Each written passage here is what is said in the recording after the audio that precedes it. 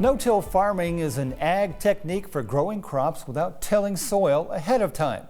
The USDA says the potential benefits are well documented, from improving soil health to reducing annual fuel and labor investments. Colleen Bradford Krantz has more. I have very little erosion. Northwest Missouri farmer John Hickman remembers motorists slowing down to stare as they passed his first no-till field in 1983. The practice of leaving crop ground undisturbed until planting was uncommon enough that a lot of rubbernecking took place. I started on a road where everybody could see me. That was a mistake. In that drill, I had a lot of trouble. I had to stop and clean it out, and everybody going by looking. They thought I was nuts, I know that, but I lived through it. I guess I'd say that. After correcting the seed planting depth on the drill he had borrowed from the local Andrew County Soil and Water Conservation District, Hickman began to see the value of saving time and fuel with fewer trips across his fields. He soon bought his own no-till planting equipment. It took a while to get used to it. I found out if you no-till this ground for a couple of years, that ground gets solid. Your combine won't make hardly any tracks. You don't have to worry about getting stuck. Main thing, I could farm more with less equipment and less time. I didn't have to have a whole lot of help.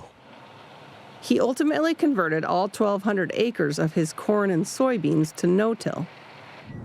While neighbors had to clean out their terraces after heavy rains filled them with runoff topsoil, Hickman, now retired, no longer needed to do so.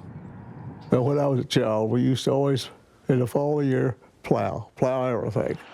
It was fun because, you know, I still like to, even at my age today, I still like to turn that black dirt over and see that black dirt, and everybody does.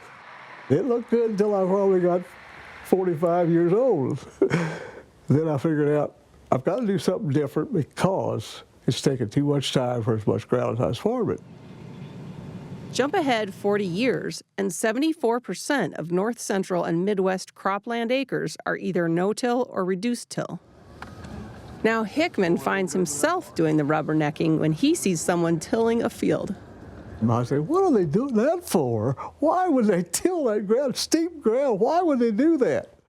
Nationwide, surveys conducted by the Natural Resources Conservation Service indicate that as of 2016, 1/3 of the nation's cultivated cropland, or 103 million acres, was farmed as continuous no-till, up from 20% a decade earlier. Another third was reduced tillage, with the last third being tilled conventionally. The East Central states and Northern Plains states have the highest adoption rates of continuous no-till, at 65% and 48% respectively. In Andrew County, for sure, we're probably 2/3 of it is no-till farmed, as opposed to reduced tillage or conventional tillage. With the new technology, with the planters and the herbicides, chemicals, and the genetics of the seed, and then the price of fuel, especially the price of fuel this year. Anytime they can reduce trips, they're going to put more money in the bank at the end of the year. Ted Youth was an Andrew County soil and water conservation agronomist who helped convince Hickman and other early adopters to try no-till. You had 30% of the people were innovative, and we were trying to find new and better ways to make a living. Then if you got those people on board and going, then you had the other third that were followers that would follow those innovators and proceed ahead. Then you had the ones that they weren't going to change no matter what. Andrew County, along the Missouri River and prone to having more wind-blown, lush soils, had serious erosion issues in the early 1980s.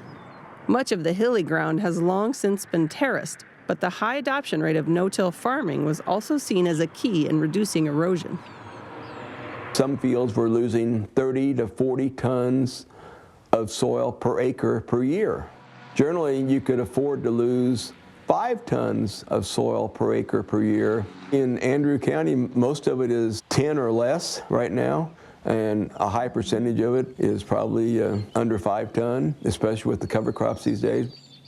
As of 2016, cover crops were used on just 6% of cultivated acres nationwide. The 19 million acres with cover crops still represents an increase from a decade earlier, when it had stood at just over 2 million acres. In southwest Michigan, brothers Jake and Ryan Droz say their family operation, Droz Family Grain, has shifted some of their 7,200 acres to reduced or no-till, but not the majority due to their area's climate and soils. I'd say 80% of our ground is tilled, and probably 20% is reduced till or no-till.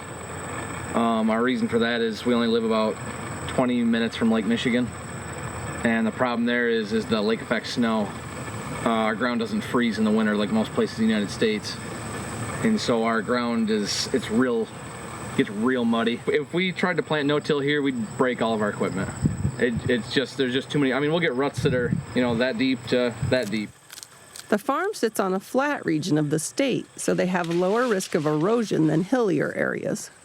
Along with traditional fertilizers, Droz Family Grain also uses microbe and compost mixtures on their fields to maintain soil quality. We're trying everything we can to adapt to no-till as much as we can, because the less money we can spend on stuff, the better. We don't want to harm the soil because that's the fruit of our labor. I think the Corn Belt is pushing really strong for no-till, that's a good thing. We should be. No-till, more farmers taking that approach? We'll see.